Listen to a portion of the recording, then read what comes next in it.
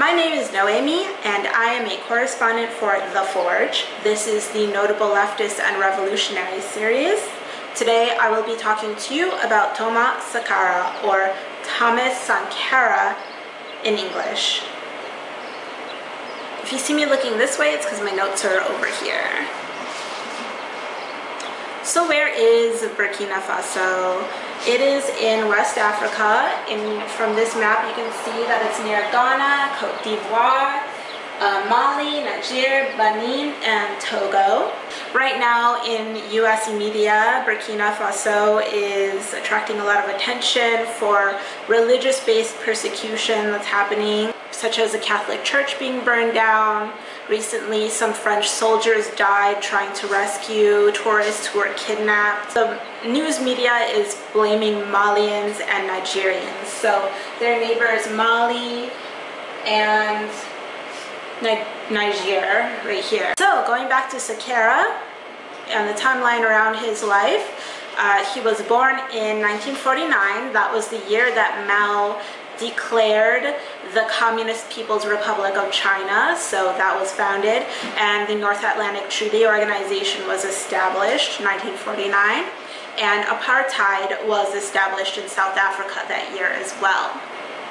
Thomas Sankara was the 5th Prime Minister of Upper Volta in 1983 until May 1st. And then when Burkina Faso was established, he was the first president of that country in August of 1983. So this happened within the same year, 1983.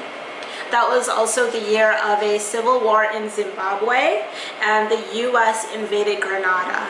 Thomas Sankara died in 1987. There were a lot of politics surrounding his death. It was basically an assassination. In the US, we got Prozac, The Simpsons, and Full House, and Aretha Franklin was inducted into the Rock and Roll Hall of Fame. So the year Thomas Sankara died. And interestingly enough, the next year, 1988, we get a monarchic view of Africa with Eddie Murphy in Coming to America. So after Thomas Sankara had done his tours to Harlem through the United States, tried to establish black culture, then we see something in American pop culture about Africa and monarchy and riches and a whole other type of narrative besides Thomas Sankara's communist narrative. Now we're going to move into some quotes from Thomas Sankara. This is a quote from someone who was talking about Thomas Sankara. It says, "Whether in first class or economy, when the plane lands, you all land together.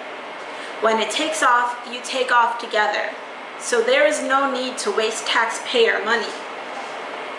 So what was he talking about? He was talking about the fact that bureaucrats and political leaders before Burkina Faso was established had lived a life of riches. They took first-class seats in planes. They drove around in expensive cars, and basically Thomas Sankara said, enough of that, no more. You're going to have the same accommodations as any other citizen in the country.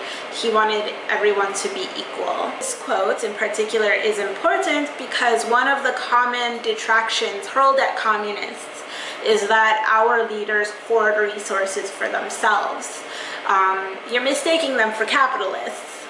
What Sankara did was that he immediately lowered the salary of public servants, including his own salary, and for example, he made it en vogue to drive a cheaper car rather than like a Mercedes.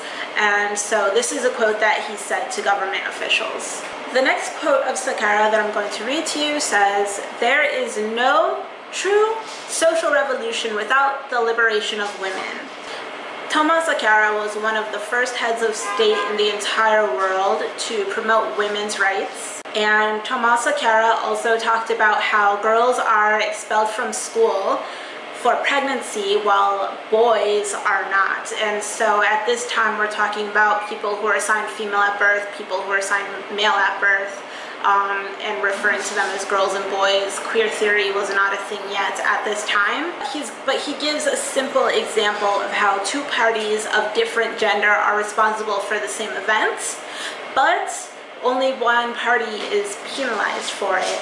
So in the United States of America around this time, when it came to teen pregnancy, we can't really claim that we were very much ahead of this policy. He was very forward-thinking and very radical in the 20th century to say that girls deserve to still be in school even if they're pregnant. Sankara spoke directly about the traditional thinking that boys are always above girls, and he said that that's not what they're going to be doing anymore in Burkina Faso. He talked about excision, which is also referred to as female genital mutilation. He talked about forced marriage, just like Mao Zedong did. Lydia Traoré, a primary school teacher in the documentary, said that it's thanks to the revolution that women started to take part in political activities next to men. Many women joined the army when military training was offered to them. They were able to carry out the same tasks as men did, handle arms, march, and wear the same uniforms. Journalist Marie Roger Biloa said, "I think he, Sankara, was the first African head of state to appoint women to positions other than Minister for Women's Affairs." So this matters to me because I'm not a woman. I would be considered a woman in Sankara's time. Today, people still look at me and consider me a woman. I'm a non-binary AFAB person, so due to me being born with certain secondary and primary sex characteristics, people would think that I'm a woman. I do experience similar forms of misogyny that women do. So it's important to me that when a communist leader is speaking, he definitely speaks to misogyny and how we're going to end that. The next quote is this, as follows. "It is both necessary and urgent that our trained personnel and those who work with the pen learn that there is no such thing as neutral writing. In these stormy times, we cannot give today's and yesterday's enemies a monopoly over thought, imagination, and creativity." I think that this is important in the whole conversation related to communists and censorship. This is his point of view about what's going on at his time in Burkina Faso. It says, "We will take away the freedom of those who use the freedom created by the CSP, which is the Communist Party, to attack the CSP. In fact, to attack the Voltaic people." So this is during the time when it's Upper Volta.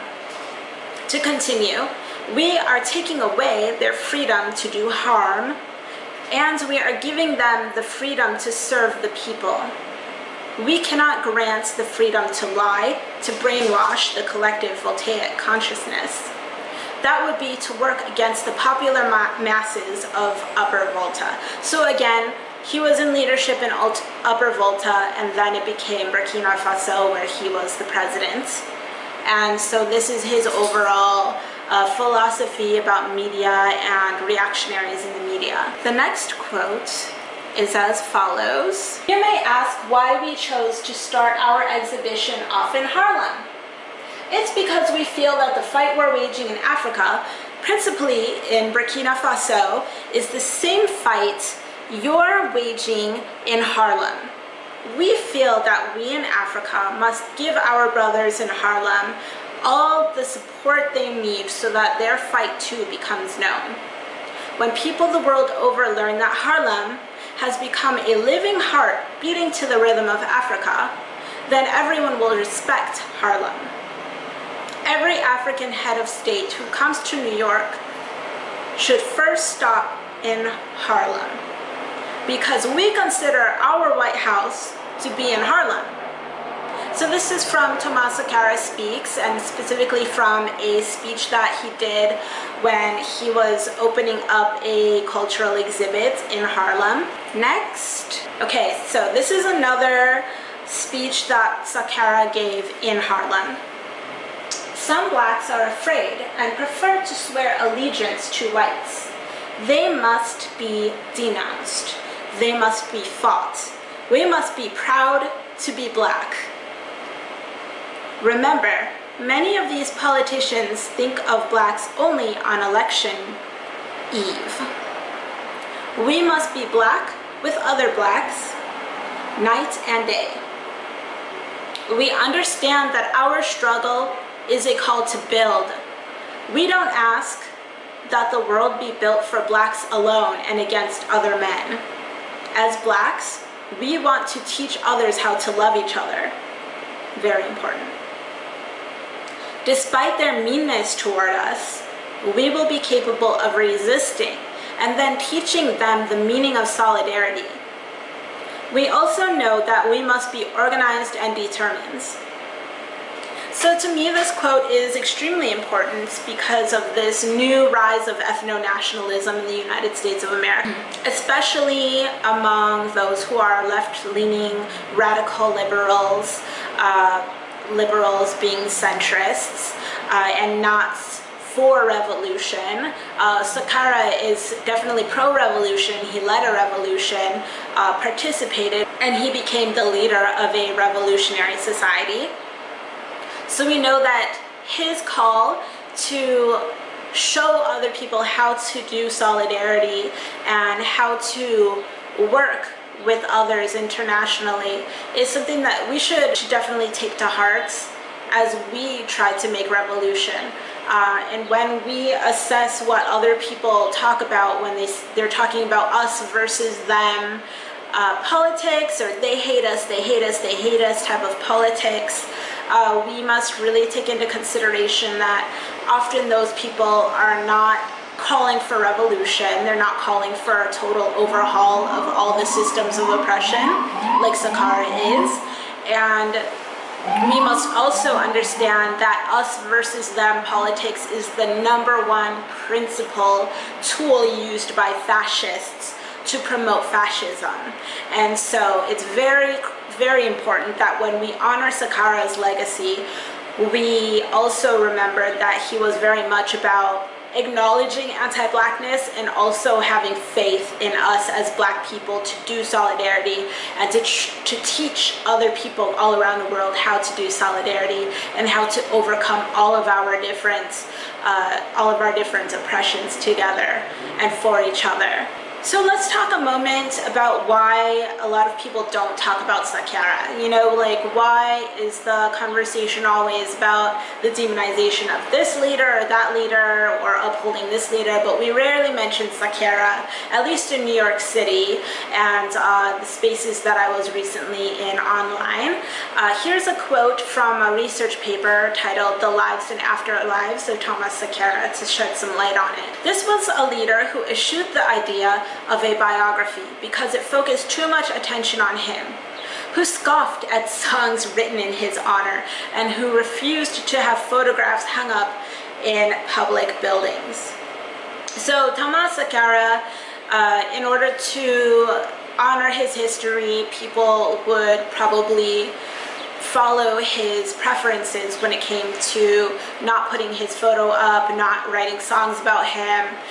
But that being said, let's move on to some criticism. The first being that there was alleged alienation of trade unions in the workplace and apparently some mass firing of teachers. From the documentary when he was speaking, here's a still from the documentary, it is implied that teachers were a big reactionary force in Upper Volta. So it's not like here in the United States where teachers are usually usually fall further left or liberal, and if they're on the right, they're kind of an exception, or they're usually in the STEM area.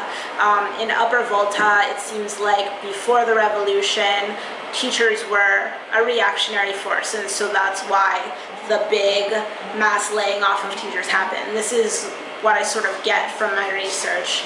So another criticism of Sankara includes dismissals of the Burkina Faso revolution as a one-party system. This critique ignores the fact that the multi-party system in place before Sankara was a mockery, much like ours in the United States of America.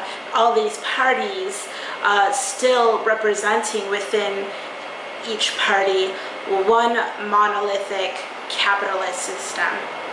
So during election times, you may hear people talking about how the two-party system is a joke. This is because they both represent capitalist, imperialist interests in the United States of America. And the reason why that's important is because often these dismissals of revolution are meant to express how capitalism in capitalist countries are superior to a communist revolutionary society. But they can't do that if their own countries are doing the same thing as they're saying the communists are doing. Well, the Burkina Faso revolution may be what someone might describe as a one-party system. Can we really describe our own government as a multi-party system? Big questions. Let's talk a little bit about why Sankara is important. Recently, in 2017, Akufo-Addo of Ghana rejected Macron's aid. And for those who don't know how significant that is, when European and American countries offer aid to Africa, this word aid, what it really means is that they're asking African countries to engage in a relationship where there is an unequal power dynamic, and the European and American countries want to go in and extract resources at will in exchange for some paltry help, some sort of policy that might benefit the country. But really the party who benefits most will always be the American or European countries. Another reason why Thomas Sankara is really important is because the World Health Organization thanked Thomas Sankara for getting medical care to people in Burkina Faso once he became president. He was able to coordinate polio, measles, and meningitis vaccines for 2.5 people over a week. Just a week, 7 days, 2.5 million people were vaccinated for these different preventable diseases. So also another important fact about Thomas Sankara is that he was a big proponent of sports and the arts. So thank you so much for watching. Thank you for your support. Tune in next week for a video about Francis Beale within this same series, notable leftists and revolutionary. N'apotrio no more.